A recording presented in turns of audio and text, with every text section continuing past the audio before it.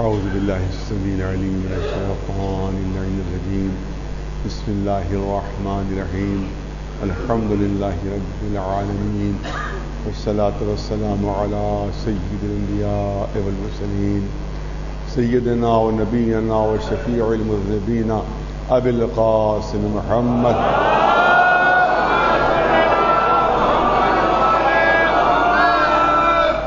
أهل بيته الطيبين الطاهرين المعصومين.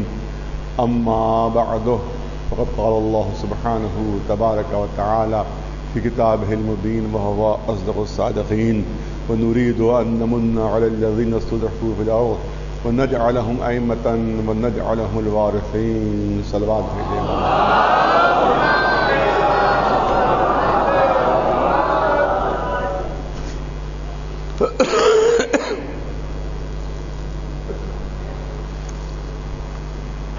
سورہ فاتحہ کی التماس ہے جاوید حسین صاحب، ابن محمد حسین صاحب، جگن بیگم صاحبہ بنت ببو صاحب،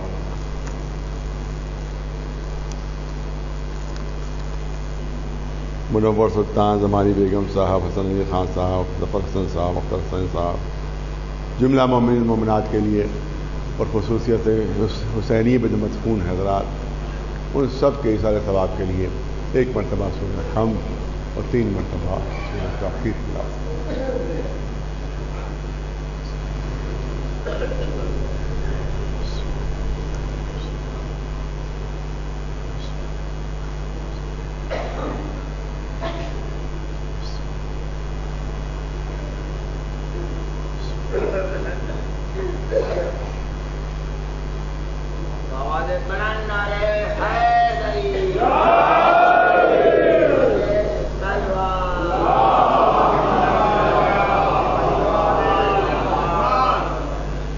موضوع گفتگو ہے سیرت محمد وآل محمد علیہ السلام، سیرت معصومین، ان کا علم، ان کا اخلاق، ان کی گفتگو، ان کے ارشادات، ان کے تعلیمات، یہ سب ہر لمحے ہمیں پیش نظر رہنا چاہیے، ہماری زندگی سنوارنے کے لیے، ہماری عاقبت کے لیے بھی، آخرت کے لیے بھی اور دنیاوی زندگی کے لیے بھی. ان کا ایک ایک لفظ، ایک ایک حرف اور ان کا اٹھایا ہوا ایک ایک قدم ہمارے لیے ہر وقت ضروری ہے.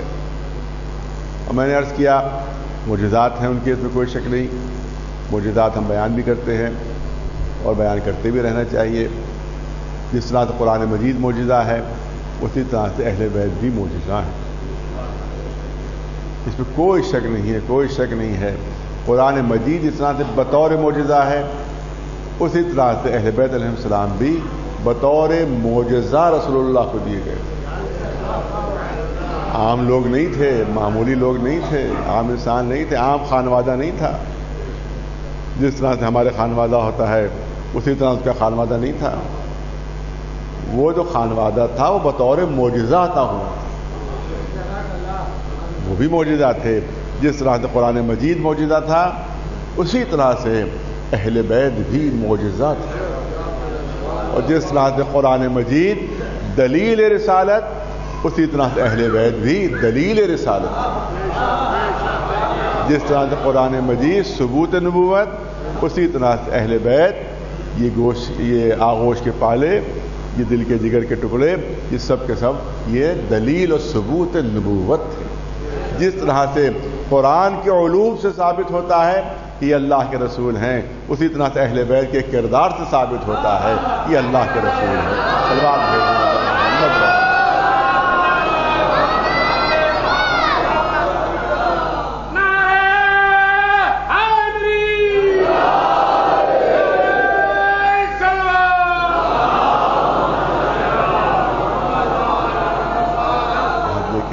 کہ قرآن مجید جو ہے، میں نے کل عرض کیا آپ کے سامنے کہ اسلام میں علم کی کیا اہمیت ہے. اسلام میں علم کی کیا اہمیت ہے. دوسرے مذاہب میں علم کو محدود کر دیا گیا ایک مخصوص طبقے کے ساتھ، ایک مخصوص گروہ کے ساتھ. بہت سے ہمارے بچے جوان نہیں سمجھ پائے، لیکن مشکل یہ تھی کہ بہت زیادہ وضاحت سے میں پیش بھی نہیں کر سکتا تھا کئی لوگوں نے پوچھا یہ آپ نے کیا کہا کہ کوئی پیر سے پیدا ہوا ہے، کوئی پیٹ سے پیدا ہوا ہے، کوئی ہاتھوں سے پیدا ہوا ہے، کوئی سر سے پیدا ہوا ہے، تو یہ کہاں ہے؟ تو بڑی مجبوری یہ ہے کہ بالکل کھل کے نام نہیں لیا جا سکتا۔ بہرحال ہمارے ہی ملک میں تصور ہے کہ بھئی یہ جو ہے جو سماج کی جو طبقے ہیں، سوسائٹی کے جو طبقے ہیں، وہ 4 حصوں میں بٹے ہوئے ہیں۔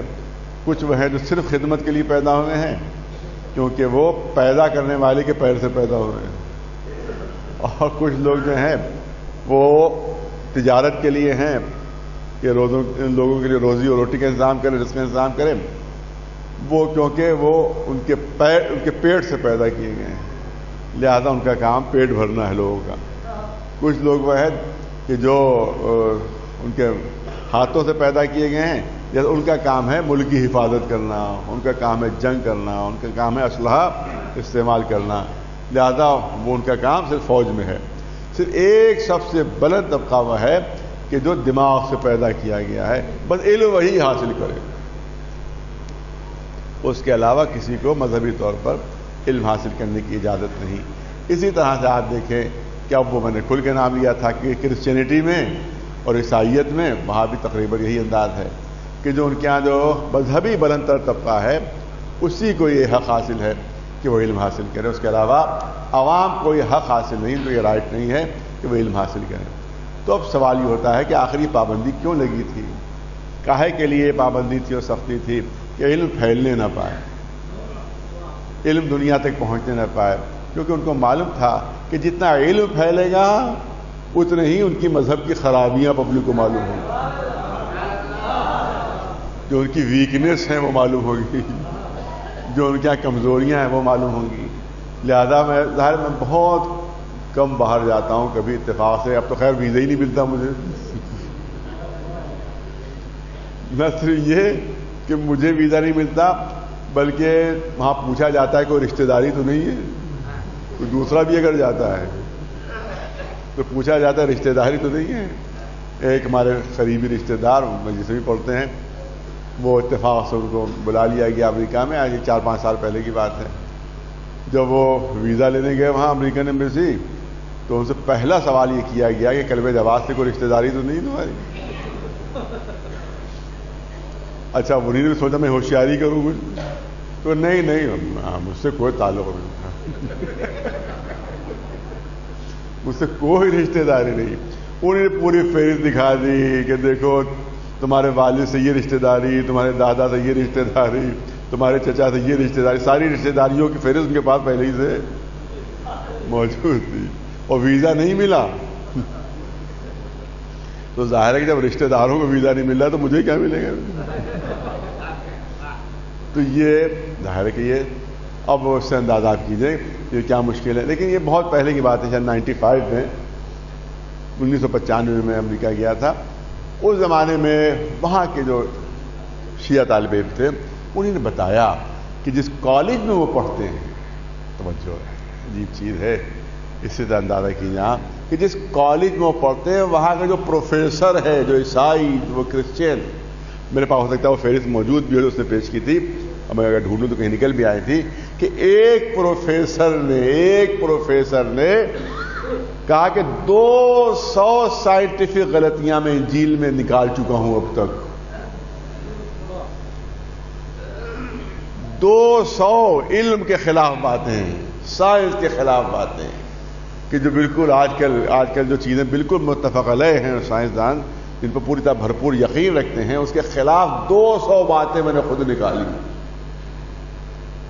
تو اس کا مطلب یہ ہے کہ ایک عام پروفیسر جب یہ سمجھ سکتا ہے کہ بھئی اس انجیل میں، اس بائبل میں کیا کیا غلطیاں ہیں، تو اب آپ دیکھیں کہ آج ہر ایک پڑھا لکھا انسان آج بائبل کو نہیں مانتا، کوئی بھی پڑھا لکھا انسان بائبل کو تسلیم نہیں کرتا۔ اسی لیے ان کی آپ دیکھیں کہ روزانہ چرچ بک رہے ہیں، ان کی مذہبی عبادت گاہیں بک رہی ہیں، والوں کو آنے والے ہی نہیں وہاں۔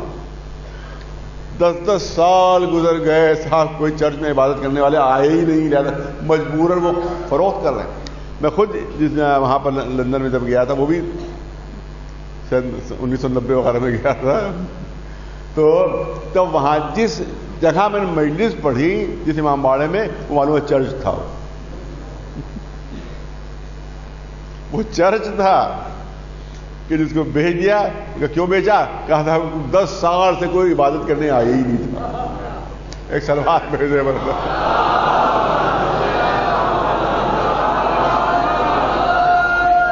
تو اتنا بڑا چرچ اس کا خرچ ہم خواہ کے برداشت کر رہے ہیں، کوئی آ ہی نہیں رہا ہے، لہٰذا انہوں نے بیچ ڈالا. اس میں بہت بڑا، بہت حسین خوبصورت امام باڑہ اس چرچ کے اندر تھا. تو اس کا مطلب ہے کہ پوری توجہ وہی جو کل والے جملے ہیں کہ جتنا علم بڑھتا جا رہا ہے، جتنی علم کی روشنی پھیلتی جا رہی ہے، اتنی ان کی مذہب کی کمزوریاں دنیا پر واضح ہوتی جا رہی ہیں. ایک سلوات بھیج دے بلند آواز.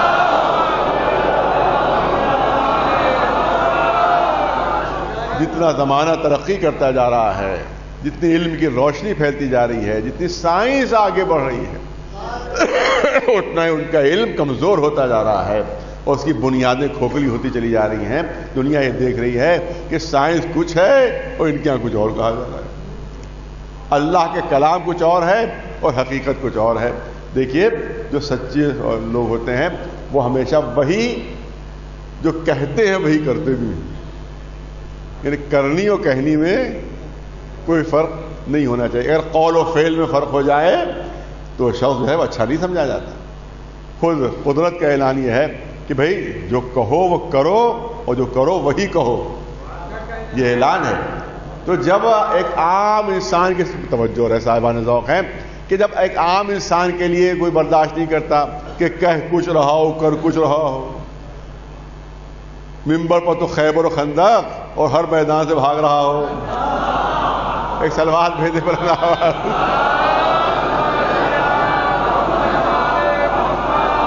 تو ایسوں کو لوگ پسند نہیں کرتے. اب زبان سے چاہے اخلاقاً نہ کہیں لیکن بہرحال پسند نہیں کرتے، چاہے ہاتھ چوم کیوں نہ رہے ان کے. ایک سلوات بھیجے پر محمد.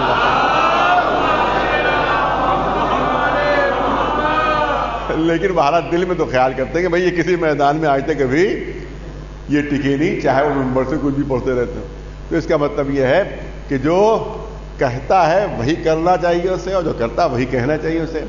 یہ عام انسانوں کے لیے ہے. لیکن پوری توجہ ہے صاحبان ذوق پڑھانے کا مجمع، جب گلیلیو کو پھانسی کے تختے پر چڑھایا گیا تو گلیلیو نے کیا کہا تھا، کیا تھیوری پیش کی تھی؟ اس نے تھیوری یہ پیش کی تھی کہ پہلے تھیوری یہ تھی بائبل کے تحت کہ سورج جو ہے وہ زمین کے گرد گھوم رہا ہے، تمام چاند و ستارے جتنے ہیں سب زمین کے گرد گھوم رہے. یہ ہے بائبل میں، یہ ہے انجیل میں کہ سارے ستارے زمین کے گرد گھوم رہے ہیں. سورج جو ہے وہ زمین کے گرد گھوم رہا ہے، چاند جو ہے وہ زمین کے گرد چکر لگا رہا ہے. یہ بائبل موجود. اور اس کے لیے تھیوری پیش کی گئی کیونکہ جناب عیسیٰ زمین پر پیدا ہوئے، لہذا اب ہر ستارہ احتراماً زمین کے گرد چکر لگا رہا ہے، سورج زمین کے گرد چکر لگا رہا ہے. یہ بائبل کی تھیوری. اور جب گلیلیو نے تحقیق کی تو پتہ لگا معاملہ الٹا ہے. معاملہ جو ہے برعکس ہے، الٹا ہے کہ سورج زمین کے گرد چکر نہیں لگا رہا بلکہ زمین سورج کے گرد گھوم رہی ہے.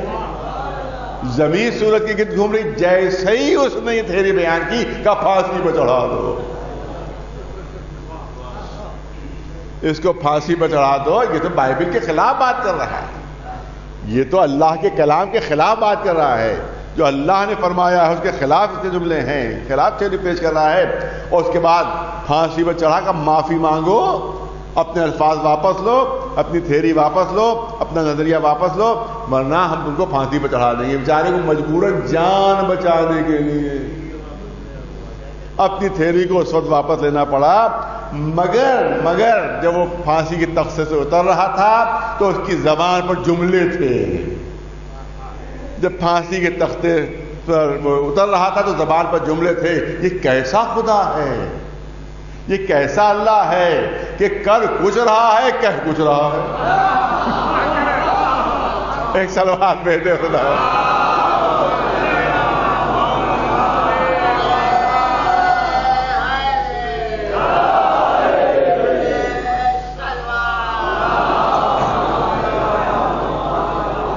یہ کیسا خدا ہے کہ کہہ کچھ رہا ہے اور کر کچھ رہا ہے. کیونکہ بائبل کی کہا گیا کہ اللہ کا کلام ہے، اللہ کا قول ہے. تو کہہ رہا ہے کہ سورج جو ہے وہ زمین کے گرد گھوم رہا ہے، اور عمل یہ ہے کہ زمین سورج کے گرد گھوم رہی ہے. تو کہہ کچھ رہا ہے اور کر کچھ رہا ہے. صلوات بھیجیں بر محمد.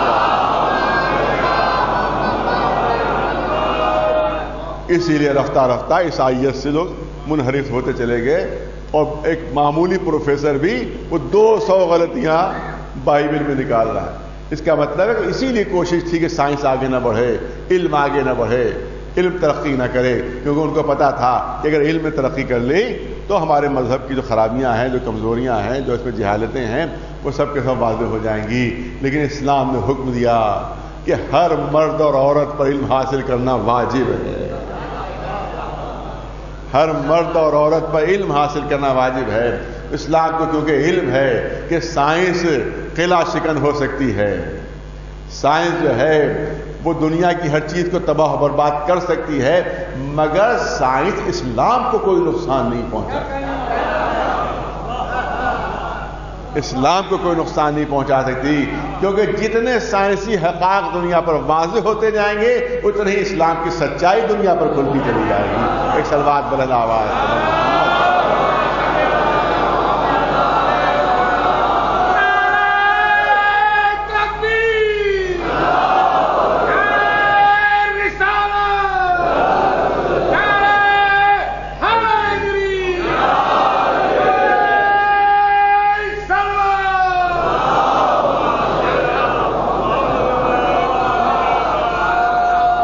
بس یہاں سے ایک تھوڑی سی ثقیل گفتگو ہے میں کرنا چاہتا ہوں، اگرچہ میں ہمیشہ ثقیل گفتگو سے پرہیز کرتا ہوں، کیونکہ بچوں کی تعداد بہت کثرت سے ہوتی ہے مجلس میں، جوانوں کی تعداد بہت کثرت سے ہوتی ہے، لہٰذا میں عموماً ثقیل گفتگو نہیں کرتا، اس لیے کہ بھئی بزرگ تو سمجھ جائیں گے، وہ بچے نہیں سمجھ پائیں گے، وہ جوان نہیں سمجھ پائیں گے، لہٰذا تھوڑی سی سے ایک ثقیل گفتگو ہے، لیکن اس کو میں چاہوں گا کہ بہت آسان کر کے پیش کیا جائے، کوشش ہوگی کہ بچے بھی بات سمجھ جائیں. آپ دیکھیں کہ قرآن مجید ہو چاہے اہل بیت ہو، یہ ہے علم کے معجزے. علم کے معجزے، طاقت بھی تھی ان میں، قوت بھی تھی ان میں، اور تمام معجزات تھے، لیکن سب سے اہم معجزہ جو ہے، چاہے وہ قرآن مجید ہو چاہے وہ اہل بیت علیہ السلام ہو، وہ ہے جنبہ علم اور علم کا پہلو. آپ دیکھیں قرآن مجید کے سلسلے میں عام طور سے تمام ذاکرین، تمام خطباء جملہ کہتے ہیں جو ہمارے بچوں کے، میں تو سمجھتا ہوں 99% کی سمجھ میں نہیں آتا ہو. ظاہر بزرگوں کی بات نہیں ہو رہی ہے، بزرگ سے گفتگو نہیں ہو رہی، بلکہ جو بچے ہیں، جو جوان ہیں آج کے، جو اردو سے واقف نہیں، جب اردو سے واقف نہیں ہے تو عربی کیا جانتے ہوں گے، فارسی کیا جانتے ہیں. بہرحال معذرت کے ساتھ اس جملے کہہ رہا ہوں، ان کے لیے یقیناً یہ جملہ بہت ثقیل ہو جاتا ہوگا جب ذاکر کہتا ہے، جب خطیب کہتا ہے کہ قرآن مجید فصاحت اور بلاغت کا معجزہ ہے. جب کوئی ذاکر خطیب یہ جملے استعمال کرتا ہے تو میں تو سمجھتا ہوں 99.9% بچے سمجھ نہیں پاتے ہو کہ یہ ہے کیا چیز، یہ ہے کیا چیز. یہ جو مولانا کہہ رہے ہیں فصاحت کا معجزہ اور بلاغت کا معجزہ، یہ کون لوگ ہیں ان کا نام لیا جا رہا ہے؟ کوئی فصاحت صاحب ہیں، کوئی بلاغت صاحب ہیں جن کا نام لیا جا رہا ہے. میں چاہتا ہوں ایک 5 منٹ 7 منٹ سلسلے میں آپ حضرات کے لوں تاکہ بچوں جوانوں تک بات پہنچ سکے بھئی ہے کیا چیز. تو عام طور سے استعمال کیا جاتا ہے فصاحت کا معجزہ، بلاغت کا معجزہ. تو حقیقت میں اگر دیکھا جائے تو قرآن مجید فصاحت کا بھی معجزہ ہے، بلاغت کا بھی معجزہ ہے، مگر فصاحت کے اعجاز کی اہمیت کم ہے، بلاغت کے اعجاز کی اہمیت زیادہ ہے. اب میں کوشش کروں گا اس بات کو تھوڑی دیر آپ کے سامنے پیش کر سکوں. فصاحت کے ڈکشنری میں معنی نہیں ملیں گے. اگر کوئی بچہ نوٹ کر لے اور جا کر یہ دیکھے کہ میں ڈکشنری میں دیکھ لوں تو فصاحت کے معنی نہیں ملیں گے، بلاغت کے معنی بھی نہیں ملیں گے اسے. فصاحت اگر دیکھے گا جیسے اردو انگلش ڈکشنریز ہوتی ہیں، بعض ڈکشنریز ہیں کہ اردو اور انگلش ہیں، بعض انگلش اردو ہیں، بعض ہیں اردو انگلش. تو کسی اردو انگلش ڈکشنری میں جا کر دیکھے کہ فصاحت کے کیا معنی، بلاغت کے کیا معنی، تو فصاحت کے سامنے بھی لکھا ہوگا رولز آف ایلوکوینس اور بلاغت کے سامنے بھی لکھا ہوگا رولز آف ایلوکوینس. دونوں کے آگے یہی لکھا ہوگا انگریزی میں رولز آف ایلوکوینس. بلاغت کے لیے بھی لکھا ہوگا رولز آف ایلوکوینس. لیکن فصاحت و بلاغت میں زمین و آسمان کا فرق ہے. یہ ڈکشنری میں نہیں ملے گا. اس کے لیے پوری پوری کتابیں پڑھنا پڑیں گی. اس کے لیے پوری پوری کتابیں پڑھنا پڑے گی, تب پتہ چلے گا کہ فصاحت و بلاغت کیا چیز ہے. پر میں چاہوں گا کہ بہت کم وقت میں اور سہل زبان استعمال کرتے ہوئے بچوں جوانوں کے لیے بات پیش کر دوں. آپ دیکھیں کہ فصاحت کے قانون معین ہیں. عربی زبان میں فصاحت کے قانون معین ہیں. پہلا قانون یہ ہے کہ زبان بہت سہل ہو. جو زبان استعمال کی جائے, چاہے تقریر میں استعمال ہو چاہے تحریر میں, زبان بہت سہل استعمال کی جائے کہ جو بالکل روزمرہ کے مطابق ہو, جو روزمرہ کے محاوروں کے مطابق ہو, سہل ہو, آسان ہو. بہت موٹی موٹی لفظیں استعمال نہ کی جائیں, بہت بھاری بھرکم لفظیں استعمال نہ کی جائیں. ایسا نہیں ہو کہ مولانا تو تقریر کر رہے ہیں, لوگ سمجھ رہے ہیں پتھر لڑک رہے ہیں. بہت بھاری بھاری بھرکم لفظیں کہ لوگ سمجھ نہیں پا رہے ہیں. یہ تو کہہ رہے ہیں کہ سمجھ نہیں پائے مگر مولانا قابل بہت ہیں. ایک سلمان بھیجے بندہ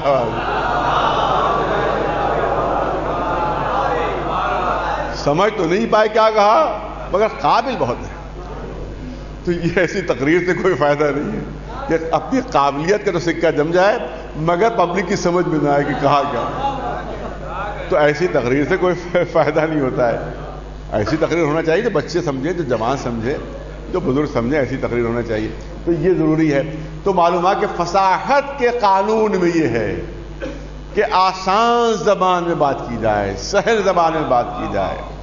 روزمرہ کا استعمال ہو, جہاں پر محاورے ایسے استعمال کیے جائیں جو روزمرہ استعمال ہوتے ہوں, جن کو سنتے ہی سمجھ جائے, سنتے ہی. صاحبان ذوق ہیں, جملہ کرنا چاہتا ہوں کہ اگر کسی نے کوئی لفظ بولا, پوری توجہ رہے, کسی نے کوئی لفظ بولا, سننے والے نے ڈکشنری کی طرف ہاتھ بڑھایا. ارے توجہ, ادھر کسی نے کوئی لفظ بولا, سننے والے لغت کی طرف ہاتھ بڑھایا کہ بھئی جو انہوں نے بولا تھا لغت میں دیکھے معنی کیا ہے. علماء علم فصاحت نے لکھا کہ ادھر لغت کی طرف ہاتھ بڑھا, ادھر لفظ فصاحت کے درجے سے گرا.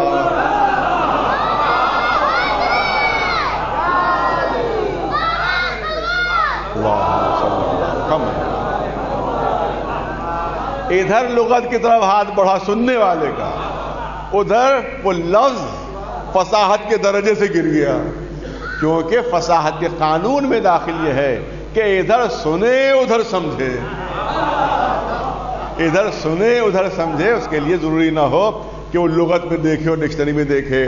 تو اس کا مطلب یہ ہے کہ فصاحت کے قانون کے لیے ضروری ہے کہ وہ سہل لفظیں استعمال کی جائیں, اور لفظوں سے مل کر جو جملہ بنے وہ بھی ثقیل نہ ہو, وہ بھی ثقیل نہ ہو, بلکہ اس کے سمجھنے میں بھی آسانی ہو اور اس کو بھی آسانی سے سمجھو. کبھی میں نے عرض کیا تھا, یاد کرنا چاہتا ہوں, اس پہ تاکید نہ ہو, تاکید نہ ہو, پیچیدگی نہ ہو کہ کہہ رہے زمین, اور جس کو آسمان اور زمین کے قلابے ملانا کہتے ہیں کہ زمین و آسمان کے قلابے نہ ملا رہے ہیں. تو اس کا مطلب یہ ہے کہ جس کو کہتے ہیں تاکید, تاکید کی بہت سی قسمیں بیان کی گئی. تاکید لفظی بھی ہے, تاکید معنوی بھی ہے. وہ تمام چیزیں پیش نہیں کرنا ہے. ایک مثال بس پیش کر دوں جلدی سے تاکہ بچوں کی بات سمجھ میں آ جائے کہ اردو میں تاکید کے سلسلے میں ایک شعر استعمال کیا جاتا ہے. جو اردو پڑھتے ہیں ادب, انہوں نے یہ شعر ضرور سنا ہوگا کہ تاکید کیا چیز ہے. اردو کا شعر, اردو کا شعر یہ ہے کہ مگس کو باغ میں جانے نہ دینا کہ ناحق خون پروانے کا ہوگا. مگس کے معنی ہے شہد کی مکھی. تو شاعر کہہ رہا ہے کہ شہد کی مکھی کو باغ میں نہ جانے دینا, کیونکہ شہد کی مکھی اگر باغ میں گئی تو پروانے کا ناحق خون ہو جائے گا. اب مجھے اتنا بتا دی, شہد کی مکھی کے باغ میں جانے سے اور پروانے کے خون ناحق سے کیا ربط ہے؟ پروانے کے خون ناحق سے کیا ربط ہے؟ تو بہت دور کی کوڑی لایا شاعر, بہت دور کی کوڑی, کہ جب یہ شہد کی مکھی باغ میں جائے گی تو وہاں اس کو پھول ملیں گے, جب پھول ملیں گے تو ان کا رس چوسے گی، جب رس چوسے گی تو واپس آئے گی وہ، تو اس میں شہد بنائے گی، شہد کے ساتھ ساتھ موم بھی بنے گا، جب موم بنے گا تو موم سے شمع تیار کی جائے گی، جب شمع تیار کی جائے گی تو شمع جلائی جائے گی، جب شمع جلائی جائے گی تو پروانہ آ جائے گا، جب پروانہ آ جائے گا تو پروانہ جل جائے گا۔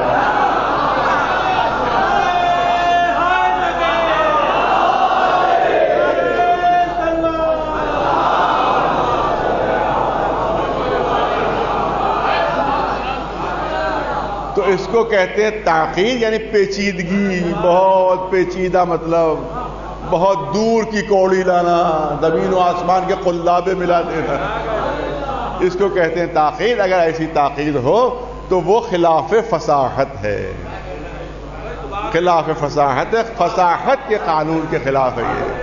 تو اس کا مطلب یہ ہے کہ لفظیں بھی آسان ہوں، لفظوں سے جو جملہ بنے وہ بھی آسان ہو، تاخیر نہ ہو، پیچیدگی نہ ہو، لفظوں میں تاخیر نہ ہو، معنوں میں تاخیر نہ ہو۔ معلوم ہوا کہ سیٹ قانون، توجہ رہے، بہت پڑھا لکھا مجمع سامنے ہے، سیٹ قوانین ہے فصاحت کے، فصاحت کے سیٹ قوانین ہیں، مگر قرآن مجید فصاحت کا بھی معجزہ ہے، فصاحت کا بھی معجزہ ہے، اگرچہ قوانین پہلے سے معین ہیں، توجہ رہے، اگرچہ فصاحت کے قوانین پہلے سے معین ہیں اور سیٹ ہیں، مگر قرآن مجید فصاحت کا معجزہ اس طرح سے ہے کہ اس طرح سے قرآن مجید نے ان قوانین کو برتا ہے کہ اب قرآن ان قوانین کا محتاج نہیں رہا ہے، بلکہ فصاحت کے قوانین قرآن کے محتاج ہو گئے ہیں۔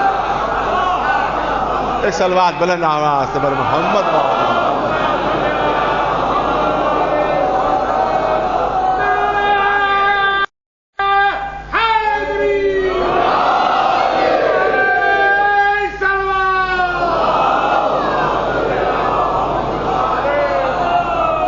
تھوڑی سی بات ثقیل ضرور ہے، لیکن میں چاہوں گا بہت اہم چیز ہے جو بچوں جوانوں تک پہنچنا چاہیے۔ تو اس کا مطلب یہ ہے کہ قرآن مجید فصاحت کا معجزہ ہے، مگر بلاغت کیا چیز ہے؟ اصل میں بلاغت کا معجزہ ہے، جو بلندی قرآن کو حاصل ہے وہ بلاغت میں حاصل ہے، وہ بلاغت میں حاصل ہے۔ بلیغ کلام کون سا ہوتا ہے؟ یعنی بلیغ کلام یعنی جس میں بلاغت پائی جاتی ہو، اس کلام کو بلیغ کہا جاتا ہے۔ تو بلیغ کلام کون سا ہوتا ہے؟ جس میں بلاغت پائی جائے، اس میں وہ کلام کو، اس کلام کو کہتے ہیں جس پہ فصاحت کے سارے قانون برتے گئے ہیں۔ پوری توجہ رہے، جو فصاحت کے تمام قوانین کے مطابق ہو اور اسی کے ساتھ ساتھ موقع اور محل کی مناسبت سے بھی ہو۔ کلام جیسا موقع ہو، جیسا محل ہو، اس کی مناسبت سے وہ کلام ہو۔ اگر موقع اور محل کی مناسبت سے نہیں ہے تو لاغ فصیح کلام ہو مگر وہ بلیغ نہیں کہلائے گا۔ موقع اور محل کی مناسبت سے وہ کلام ہونا چاہیے۔ اس کے لیے بہت تفصیل ہے، ظاہر صرف ہلکا سا اشارہ کرنا ہے۔ اس کے لیے ہے کہ اگر کوئی عالم ہے، اب دیکھیے موقع اور محل، کوئی عالم ہے ہمارے سامنے، ہم اس سے بات کر رہے ہیں، تو اب ضروری نہیں کہ ہر چیز کی ڈیٹیل پیش کریں ان کے سامنے، ہر چیز کی تفصیل بیان کریں، ہر چیز کی ڈیٹیل آدھے گھنٹے تک کی چھوٹی سی چیز اس کے سامنے بیان کی جا رہی ہے۔ تو یہ ہے خلاف بلاغت، یہ ہے خلاف بلاغت، کیونکہ وہ خود عالم ہے۔ ارے توجہ، وہ خود عالم ہے، لہذا اس کے لیے ڈیٹیل بیان کرنے کی ضرورت نہیں ہے، اس کے لیے تفصیل بیان کرنے کی ضرورت نہیں ہے۔ کوئی بہت ہی عقل مند ہے، اسی لیے مشہور ہے محاورہ کہ عقل مند کے لیے اشارہ کافی ہوتا ہے۔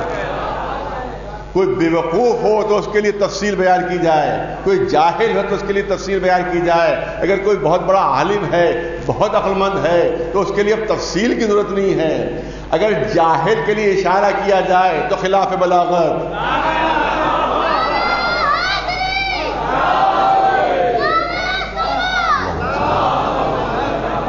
اگر کسی جاہل کے لیے صرف اشارہ کر دیا جائے، وہ سمجھ نہ پائے، تو یہ خلاف بلاغت ہے۔ اور کسی عالم انتہائی عقل مند کے لیے اگر بہت زیادہ تفصیل بیان کر دی جائے تو یہ بھی خلاف بلاغت ہے۔ کیونکہ جس سے توجہ رہے جس سے بات ہو رہی تھی وہ انتہائی عالم بھی تھا، انتہائی عاقل بھی تھا، یعنی الف لام میم کہہ کر خاموش ہو جانا ہی اہل بلاغت۔ ایک صلوات بلند آواز سے بر محمد و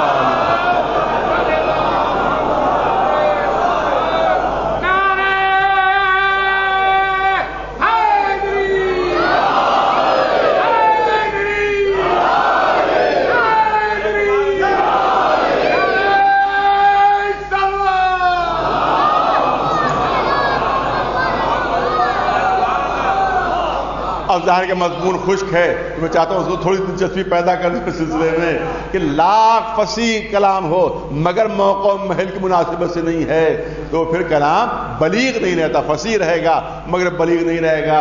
اور کسی صاحب کسی کے اہلیہ کا انتقال ہوا یا کسی کے اولاد کا انتقال ہوا اور ایک صاحب کہیں باہر کے رہنے والے تھے، لکھنؤ میں پہلی مرتبہ آئے تو انہوں نے کہا بھائی تعزیت کے لیے جانا ہے، میں کیا کہوں؟ تو ان کا کہ اگر اولاد دنیا سے رخصت ہوئی ہے یا اہلیہ محترمہ دنیا سے رخصت ہو گئی ہیں تو میں کیا جملہ استعمال کروں گا؟ جائیے کہیے گا کہ اللہ آپ کو نعم البدل دے گا، اس سے اچھی اولاد دے دے گا، اس سے اچھی بیوی آپ کو اللہ عطا کر دے گا۔ نعم البدل کے معنی ہے اس سے اچھا بدلہ دے گا اللہ، اس سے اچھی چیز آپ کو اللہ عطا کر دے گا۔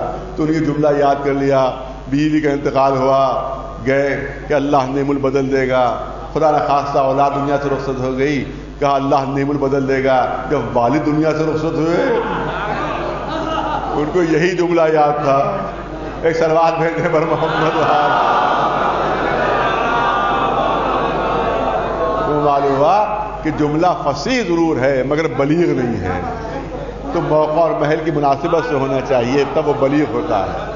لاکھ فصیح کلام ہو مگر موقع اور محل اگر نہیں اس کا تو اس کی بلاغت ختم ہو جاتی ہے۔ پھر چھوٹی سی مثال تاکہ بچے بھی سمجھیں کہ کوئی بہت زبردست مقرر ہیں، زبردست تقریر کرنے والے، 1 گھنٹے انہوں نے مجلس پڑھی، 1 گھنٹے تقریر کی، پورا مجمع جھوم رہا ہے، ارے صاحب کیا تقریر ہے اور کیا بیان ہے، اور زبردست مقرر ہیں۔ انہی زبردست مقرر سے ریلوے اسٹیشن میں ملاقات ہو گئی اور سامنے گاڑی کھڑی ہوئی ہے اور وہ سیٹی پہ سیٹی دے رہی ہے، ہری جھنڈی بھی دکھا دی گارڈ نے، اور انہی نے وہی تقریر شروع کر دی 1 گھنٹے والی جو ممبر پر کی تھی انہی نے۔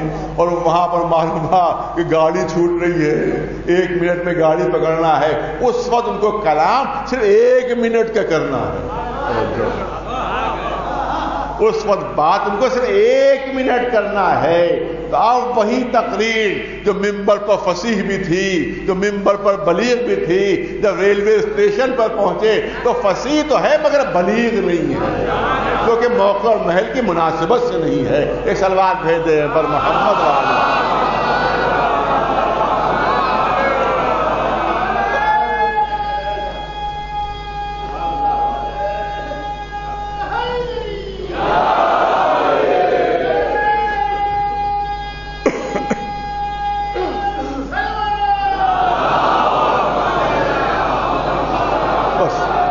اس میں تو اتنی تفصیل ہے کہ جتنا عرض کیا جائے کم ہے، جتنا عرض کیا جائے کم ہے، لیکن صرف آخر میں عرض کرنا چاہتا ہوں کہ قرآن مجید فصاحت کا بھی معجزہ ہے لیکن حقیقت میں بلاغت کا معجزہ ہے، کیونکہ لاکھ کلام فصیح ہو مگر بلاغت بدلتی رہتی ہے۔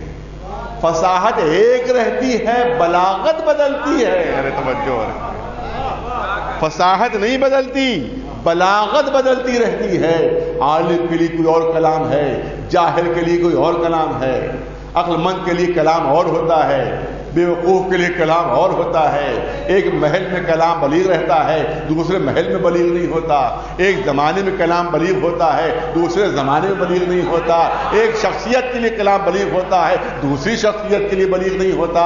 ارے جاہلوں کے لیے جو بلیغ ہے وہ عالموں کے لیے نہیں ہے، جو عالموں کے لیے بلیغ ہے وہ جاہلوں کے لیے نہیں ہے، جو عقل مندوں کے لیے بلیغ ہے وہ بے وقوفوں کے لیے نہیں ہے، جو بے وقوفوں کے لیے ہے وہ عقل مندوں کے لیے نہیں ہے۔ ارے توجہ رہے، مگر یہ ہے قرآن مجید کی بلاغت کہ زمانے پر زمانہ بدلتا جا رہا ہے، شخصیت پر شخصیت بدلتی جا رہی ہے، محل پر محل بدلتا جا رہا ہے، مگر قرآن کی بلاغت پر کوئی اثر نہیں پڑ رہا ہے۔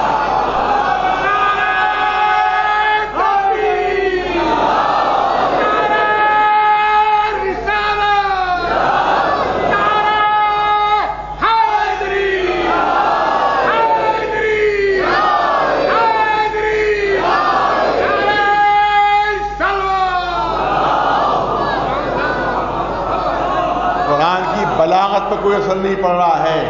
عرب کے جاہلوں کے لیے بھی بلیغ تھا, عالموں کے لیے بلیغ ہے, آج کے سائنسدانوں کے لیے بلیغ ہے. کیونکہ توجہ رہے, کیونکہ ائمہ معصومین نے فرمایا کہ قرآن میں ایک کے بعد ایک طبقے ہیں. قرآن کا ظاہر بھی ہے, قرآن کا باطن بھی ہے. توجہ رہے صحابہ نے کہا قرآن میں ظاہر بھی ہے اور باطن بھی ہے, اور باطن کے اندر باطن ہے, اس باطن کے اندر باطن ہے. توجہ رہے صاحبان ذوق تشریف فرما ہے, ظاہر عوام کے لیے ہے, ظاہر عوام کے لیے ہے, باطن خواص کے لیے ہے, تفسیر علماء کے لیے ہے, اور تعبیر راسخون فی العلم کے لیے ہے. ایک سلوات بلند آواز سے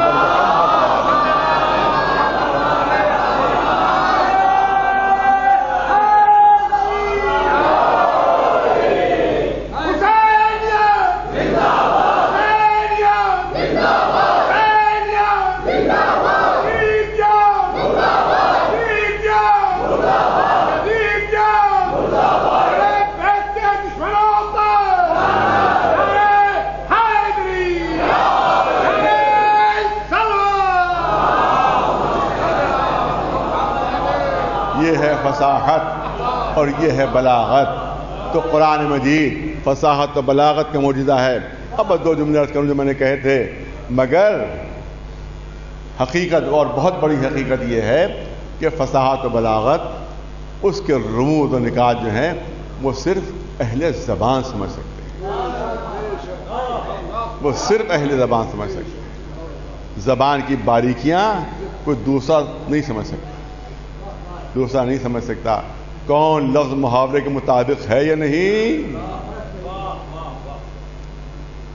وہ دوسرا نہیں. ارے جو لکھنؤ کے بہت معذرت کے ساتھ جو لکھنؤ کے باہر کے لوگ ہیں وہ لکھنؤ کے محاورے صحیح استعمال نہیں کر پاتے. اب کہیں خدا نہ خاصا غیبت نہ ہو جائے بھائی, مشکل ہوتا تھا. ایک سوال میں دیکھنا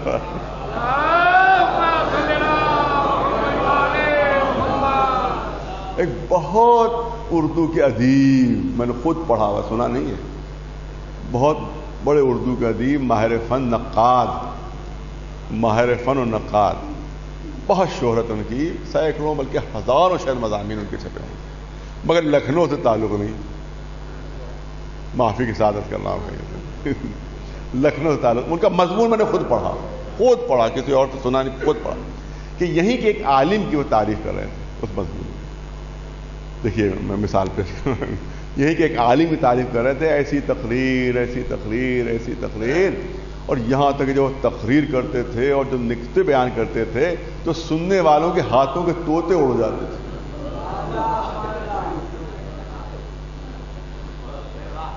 یہ انہوں نے محاورہ استعمال کیا تعریف میں. یہ میں نے خود پڑھا اس مضمون کو کہ لکھنؤ کے ایک بہت بڑے مقرر اور عالم کی تعریف میں جب دنیا سے رخصت ہو گئے تو ان کی تعریف میں انہوں نے پورا مضمون لکھا, اور مضمون میں یہ جملہ تھا کہ اتنے اچھے نکتے ہوتے تھے ان کے, اتنے اچھے علمی پہلو ہوتے تھے کہ سننے والوں کے ہاتھوں کے طوطے اڑ جاتے تھے. اور یہ ہاتھوں کے طوطے اڑنا لکھنؤ میں مذمت میں استعمال ہوتا ہے, تعریف میں نہیں استعمال ہوتا.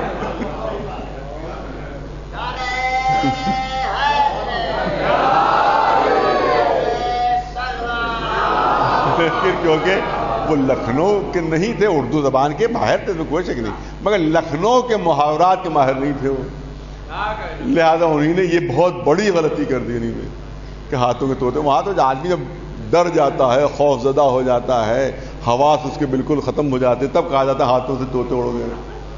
تعریف میں نہیں کہا جاتا یہ تو, مگر کیونکہ لکھنؤ کے محاوروں سے واقف نہیں تھے اس نے یہ غلطی کر دی انہوں نے. تو اس کا مطلب یہ ہے کہ محاورے اور زبان اس کی باریکیاں اس وقت تک نہیں سمجھ سکتا جب تک کہ خود ماہر فن نہ ہو. عربی زبان کی باریکیاں وہی سمجھ سکتے ہیں جو عرب زبان ہے, جن کی زبان ہے, جن کی مادری زبان ہے, وہی باریکیاں سمجھ سکتے ہیں. عرب والے لاکھ آ جائیں ہندوستان میں لیکن وہ اردو کی باریکیاں نہیں سمجھ سکتے, اور یہاں والے باغ وہاں رہے عربی زبان کی باریکیاں نہیں سمجھ سکتے.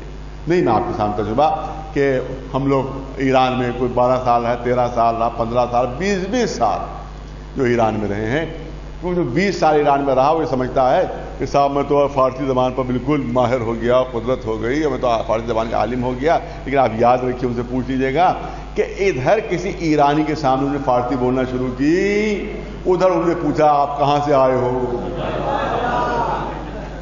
یہ تو سمجھ رہے ہیں کہ میں ایرانیوں کی طرح بول رہا ہوں، اور ادھر اس نے لہجہ سنا، لفظیں سنی، فوراً سمجھ گیا کہ ایرانی نہیں ہے.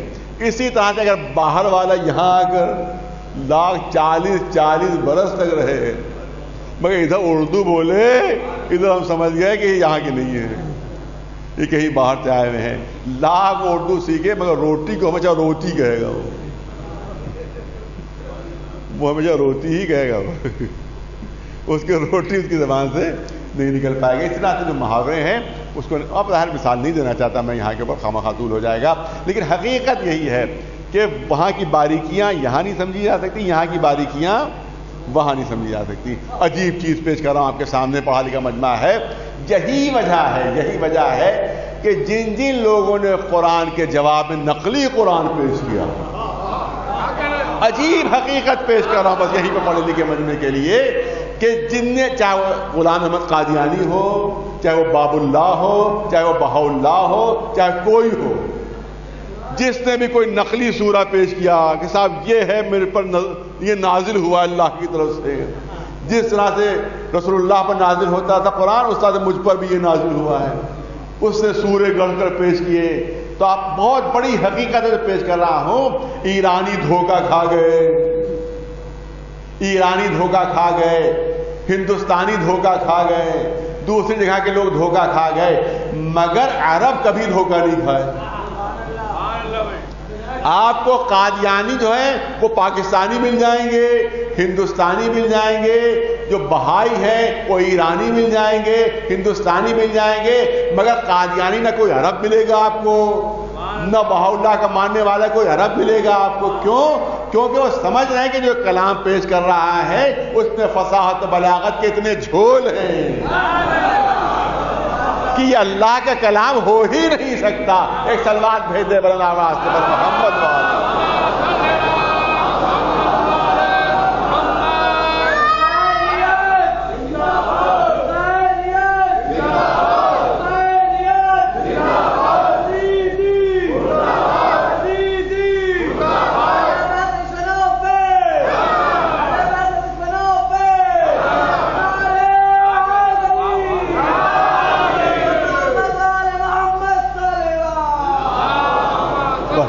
جو رہے تھوڑا کلام بات ثقیل ضرور ہو گئی لیکن بہت ضروری چیز تھی جو پیش کرنا تھی.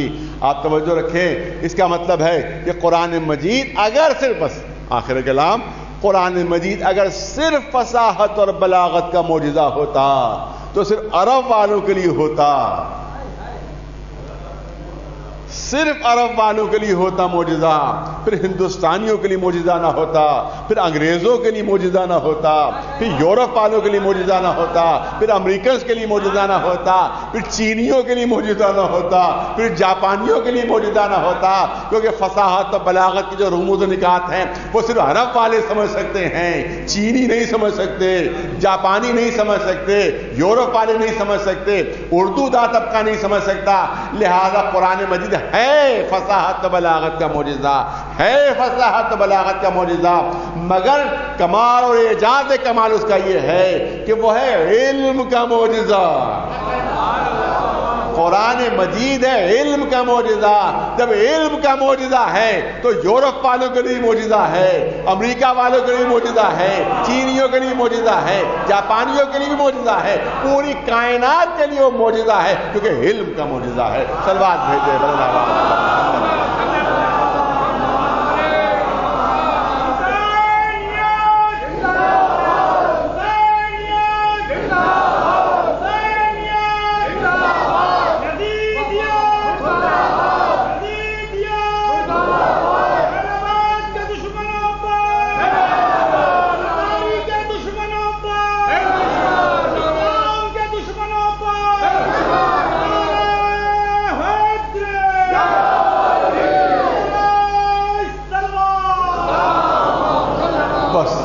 مکمل ہوئی. لیکن بس مثال لکھنؤ والوں کی مثال دینا چاہتا ہوں. لکھنؤ والوں کے لیے بس 2 منٹ لینا ہے. لکھنؤ والوں کی مثال آپ دیکھیں کہ ماہر فن ہی فن کی باریکیوں کو سمجھ سکتا ہے، ہر ایک نہیں سمجھ سکتا۔ مجھے اتنا بتا دیجئے کہ آپ حضرات سینکڑوں مرتبہ بڑے امام باڑے میں گئے ہوں گے، آسری امام باڑے میں سینکڑوں مرتبہ گئے ہوں گے، اور بالحال بچوں جوانوں کو معلوم ہوگا کہ پوری دنیا میں اتنی بڑی چھت کہیں موجود نہیں ہے، پوری دنیا میں کوئی اتنی بڑی چھت موجود نہیں ہے کہ جو بغیر کسی سپورٹ کے بنی ہو، بغیر کسی سپورٹ کے جو چھت بنی ہو، وہ اتنی بڑی چھت پوری دنیا میں نہیں ہے۔ ایک چھت کے لیے سپورٹ دینے کے لیے اندر کتنے گارٹر دینا پڑتے ہیں، کتنی سریاں دینا پڑتی ہیں، درمیان میں کتنے کھمبے دینا پڑتے ہیں، کتنے ستون دینا پڑتے ہیں، تب کہیں جا کر ایک طویل چھت جو ہے وہ رکتی ہے۔ اگر آپ کیسی مضبوط چھت کیوں نہ ہو، بغیر کسی سپورٹ کے وہ چھت بنا دیں تو جھول کھا جائے گی، فوراً جھک جائے گی، فوراً انجینئر کہیں گے بھائی اس کو گرائیے، توڑوائیے، اس کو دوسری بنوائیے، یہ بیکار ہو گئی چھت۔ تو اس کا مطلب ہے، اسی لیے انجینئر کا قانون بھی یہ ہے کہ اگر 16 فٹ لمبی چوڑی چھت ہے تو درمیان میں ایک گارٹر دینا ضروری ہے، ورنہ وہ چھت کمزور رہے گی اور گر جائے گی۔ مگر اتنی لمبی چھت 316 فٹ کی چھت میں گارٹر دینا ضروری ہوتا ہے، لیکن 300 فٹ لمبی ہے چھت، 60 فٹ چوڑی ہے چھت، نہ درمیان میں کوئی گارٹر ہے، نہ کوئی لوہا ہے، نہ کوئی لکڑی ہے، نہ درمیان میں کوئی ستون ہے، نہ کوئی کھمبا ہے، صرف اینٹوں کو جوڑ جوڑ کر چھت بنا دی گئی ہے۔ 300 فٹ لمبی ہے، 60 فٹ چوڑی ہے، پوری دنیا میں ایسی کوئی چھت موجود نہیں ہے۔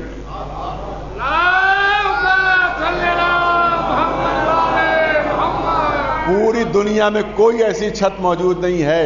سوال یہ ہوتا ہے کہ کیا کوئی معجزہ ہے؟ وہ نہیں، معجزہ نہیں ہے، ہم نے سینکڑوں بار دیکھا، نہیں سمجھ سکے، توجہ رہے، ہم نے سینکڑوں بار دیکھا، نہیں سمجھ سکے، لیکن جب ماہر فن انجینئر آئے، تب انہی نے بتایا کہ یہ چھت بغیر سپورٹ کے ٹکی ہوئی کیسے، کوئی دوسری چھت ہوتی گر جاتی، یہ چھت کیسے ٹکی ہوئی ہے؟ تو انہی نے بتایا کہ جن انجینئرز نے چھت کو بنایا انہی نے آمنے سامنے طاق بنا دیے ہیں، بڑی تعداد میں آمنے سامنے چھت کے نیچے طاق بنے ہوئے ہیں کہ جن سے مسلسل ہوا پاس ہوتی رہتی ہے،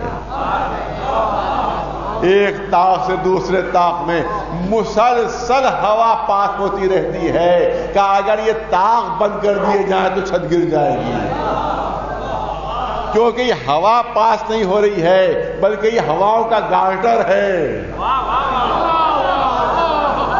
جو انجینئر نے بنا دیا ہے کہ جس کی وجہ سے مسلسل یہ ہوا سپورٹ دیے ہوئے ہے، یہ چھت کو سپورٹ دیے ہوئے ہے۔ آپ دیکھیں یہ ہوا ہی کی سپورٹ تو ہوتی ہے جو اتنا بڑا ہوائی جہاز اڑتا ہے۔ آپ کہیں ہوا میں کیا طاقت؟ تو یہ ہوا ہی کی طاقت ہوتی ہے کہ جس سے لاکھوں من کا ہوائی جہاز جو ہے وہ فضا میں اڑنے لگتا ہے۔ تو اس کے وجہ سے یہی ماہر فن انجینئرز نے کہ اس طرح سے طاق آمنے سامنے بنائے ہیں کہ اس کی وجہ سے ہوا کی سپورٹ ہے کہ جس کی وجہ سے پوری چھت رکھی ہوئی ہے۔ اس کا مطلب یہ ہے ہم جاتے رہے مگر نہ سمجھ سکے، مگر جب ماہر فن آئے تب انہوں نے بتایا کہ فن کی باریکی کیا ہے۔ اسی لیے قرآن اگر صرف فصاحت و بلاغت کا معجزہ ہوتا تو باریکیاں صرف عرب والے سمجھ سکتے تھے، عرب سے باہر نہیں سمجھ سکتے تھے، لہذا قرآن صرف فصاحت و بلاغت کا معجزہ نہیں بلکہ حقیقت میں علم کا معجزہ نہیں۔ پھر قرآن مجید کی ایک مثال پیش کر کے بات کو ختم کر دوں۔ آپ دیکھیں، آپ قرآن کی مثال پیش کرنا چاہتا ہوں۔ جناب موسیٰ فرعون کے دربار میں ہیں، فرعون نے مقابلے کے لیے ہزاروں جادوگروں کو بلایا، پورا قرآن میں واقعہ موجود ہے کہ ان جادوگروں نے اپنی رسیاں زمین کے اوپر ڈالی، توجہ رہے، اپنی رسیاں زمین پر ڈالی، وہ تمام رسیاں صاف بن گئیں۔ جناب موسیٰ نے اپنے ہاتھ کی لکڑی زمین پر ڈالی، عصا یعنی لکڑی، ہاتھ کی لکڑی زمین پر ڈالی، وہ لکڑی جو ہے وہ صاف بن گئی، وہ اژدہا بن گئی، پوری توجہ ہے۔ ہاتھ کی رسیاں سانپ بنی، موسیٰ کی ہاتھ کی لکڑی سانپ بنی. نہ فرعون ایمان لایا، نہ لاکھوں تماشا دیکھنے والے ایمان لائے. ارے توجہ چاہ رہا ہوں. نہ فرعون ایمان لایا، نہ لاکھوں تماشا دیکھنے والے ایمان لائے. ایمان کون لایا؟ وہی جادوگر کہ جن کو مقابلے کے لیے بلایا گیا تھا فوراً سجدے میں سر رکھ دیا کہ یہ اللہ کے نبی ہیں، یہ اللہ کے پیغمبر ہیں. ارے کبھی غور کیا کہ بھئی فرعون بھی دیکھ رہا ہے، لاکھوں تماشبین بھی دیکھ رہے ہیں. ارے کیا سبب ہے کہ فرعون نے وہی منظر دیکھا، ایمان نہیں لایا؟ لاکھوں تماشا دیکھنے والوں نے وہی منظر دیکھا مگر ایمان نہیں لائے. ایمان کون لایا؟ وہی جادوگر جو مقابلے کے لیے لائے گئے تھے، کیونکہ جادوگر تھے، ماہر فن تھے، ماہر فن تھے، ماہر فن تھے. اس لیے سمجھ رہے تھے کہ جادو کی حد کہاں تک ہے اور کہاں سے معجزے کی حدیں شروع ہوتی. ایک صلوات بلند آواز سے بر محمد و آلہ.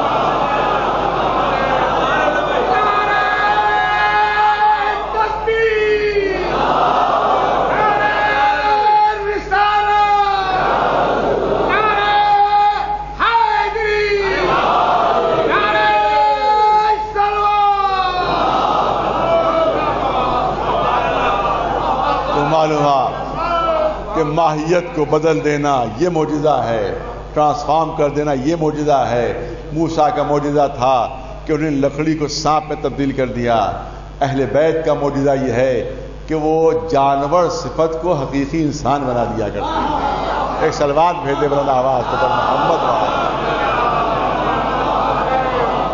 اور اس کی مثال ہے حر کی مثال کہ جو اب تک یزیدی تھا، جو جانوروں کی صف میں شامل تھا، جو درندوں کی صف میں شامل تھا.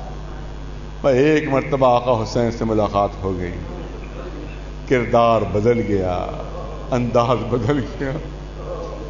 پوری رات یہی حر جاگ رہا ہے، کیونکہ آج عموماً جناب عون محمد کے مصائب عموماً ذاکرین پڑھتے ہیں، جبکہ آج شہادت نہیں ہے جناب عون محمد. یہ بچوں جوانوں کے لیے واضح ہو جانا چاہیے کہ جیسے 5 کو جناب عون محمد کے مصائب لکھنؤ میں پڑھے جاتے ہیں، 6 کو جناب علی اکبر کے پڑھے جاتے ہیں، 7 کو جناب قاسم کے پڑھے جاتے ہیں، 8 کو جناب عباس کے، 9 کو جو ہے جناب علی اصغر کے. تو کوئی بچہ یہ سمجھے کہ بھئی شاید 6 کو جناب علی اکبر کی شہادت ہوئی تھی، 7 کو جناب قاسم کی، 8 کو جناب عباس کی. نہیں، ایسا نہیں ہے، بلکہ دن معین کر دیے گئے ہیں کہ 5 کو جو ہے وہ جناب عون محمد کی شہادت عام طور سے پڑھی جاتی ہے. مگر کیونکہ میں یوم جناب زینب میں کبھی کبھی یہ ذکر کر دیتا ہوں، لہذا آج میں چاہتا ہوں کسی اور شہید کا تذکرہ ہو جائے، کسی اور مظلوم کا تذکرہ ہو جائے، کسی اور کی قربانی کا تذکرہ ہو جائے. تو میں چاہتا ہوں اس کا تذکرہ ہو کہ جو اگر دیکھا جائے واقعاً تو کربلا کا سب سے بڑا مجرم، کہ جس کی وجہ سے پورا کربلا کا واقعہ، یہ ہے کردار اہل بیت کا معجزہ.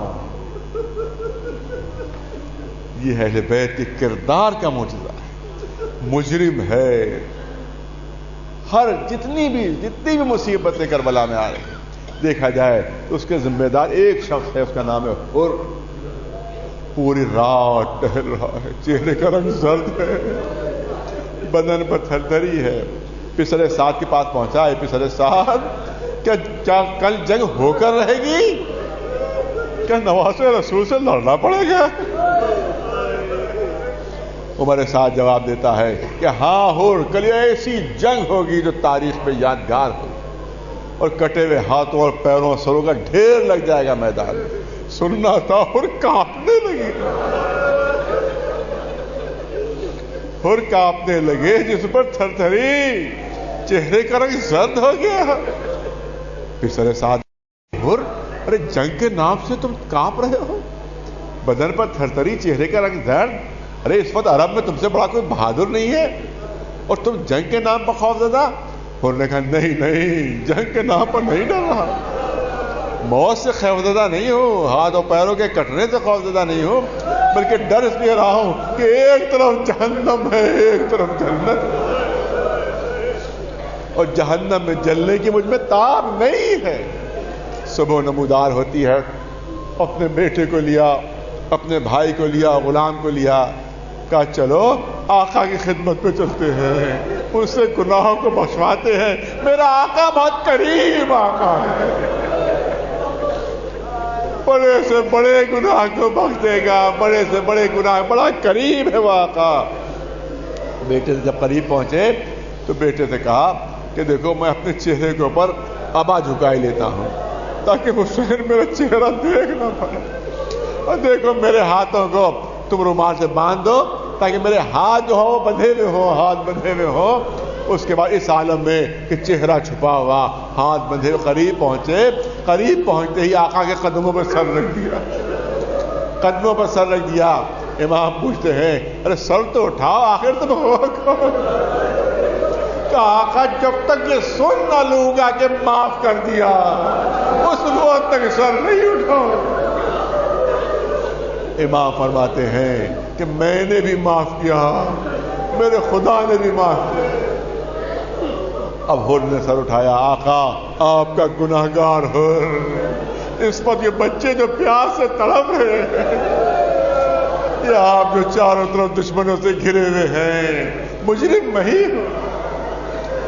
میں چاہتا ہوں کہ کوئی تھوڑا سا کفارہ ہو جائے، شاید تھوڑا سا کفارہ ہو جائے، اور 2-3 جملوں کی زحمت دینا ہے، شاید کوئی تھوڑا سا کفارہ ہو جائے، کیونکہ بہت بڑا مجرم ہوں، تمام جرائم کا کفارہ نہیں ہو سکتا، شاید تھوڑا سا کفارہ ہو جائے۔ اگر آپ اجازت دیجئے کہ میرا بیٹا میدان جنگ میں جائے، جا کر داد شجاعت دے، میرے سامنے زخمی ہو کر گرے، میرے سامنے سر کٹے،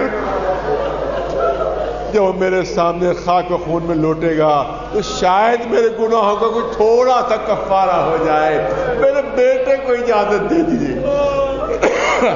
جناب حر کا بیٹا میدان جنگ میں جاتا ہے، داد شجاعت دیتا ہے، زخمی ہو کر زمین پر گرتا ہے، باپ کو آواز دیتا ہے، بابا مدد کے لیے آ جائیے، بابا میری خبر لیجیے۔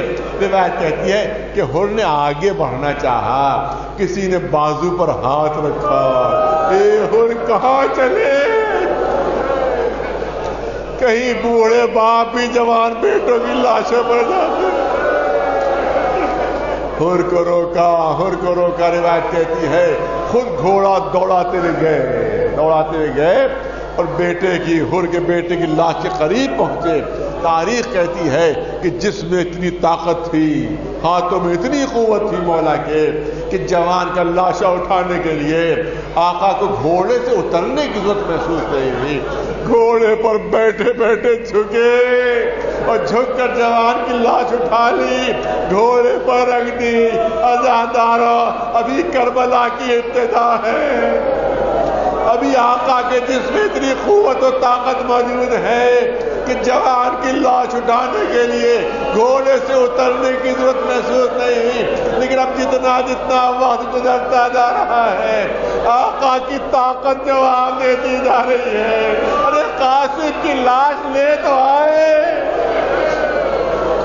مگر اس طرح سے لائے تھے کہ سینے سے سینہ ملا ہوا، پیر زمین پر خط دیتے ہوئے، اور وہی حسین جنہوں نے حر کو جانے سے روک دیا، وہ علی اکبر کی لاش کے سامنے کھڑے ہوئے کئی مرتبہ کوشش کی بیٹے کی لاش کو اٹھائے، مگر جب بھی لاش اٹھانا چاہے قبر نے جواب دے دیا۔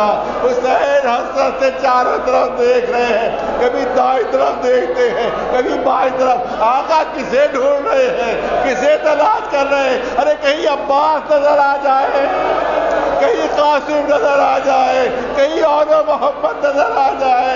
جب کوئی نظر نہیں آئے، روایت کہتی ہے کہ چند چھوٹے چھوٹے بچے خیموں سے نکل آئے تھے۔ یہ ہے آقا کی بے کسی، یہ ہے مولا کی مظلومیت۔ چھوٹے چھوٹے بچوں کو آواز دی، اے بنی ہاشم کے بچوں آؤ، اور حسین کی مدد کرو. آگے آگے بچے لاشیں علی اکبر لیے ہوئے، پیچھے پیچھے حسین والی اکبرہ والی اکبرہ کہتے ہوئے. ارے مصائب جناب علی اکبر کل بیان کرنا ہے مگر دو جملے سن لیجیے. روایت کہتی ہے جناب علی اکبر کی لاش وہاں پر رکھی جہاں قاسم کی لاش رکھی تھی، جہاں قاسم کی لاش رکھی ہوئی تھی. لا کر لاش رکھی، دونوں لاشوں کے درمیان میں بیٹھ گیا تھا، دونوں لاشوں کے درمیان میں بیٹھ گئے. ایک ہاتھ قاسم کی لاش پر رکھا، ایک ہاتھ علی اکبر کی لاش پر رکھا. روایت کی آسمان کا رخ کیا، پالنے والے دیکھ رہا میں غریب ہو گیا، پالنے والے اب میرے دامن میں کچھ نہیں رہا، جو کچھ تھا میں نے تجھ پر نشاور کر دیا. پالنے والے میری اس قربانیوں کو قبول کر لے، پالنے والے میری قربانی قبول کر لے. سيعلم الذين ظلموا أي منقلب ينقلبون ألا لعنة الله على القوم الظالمين.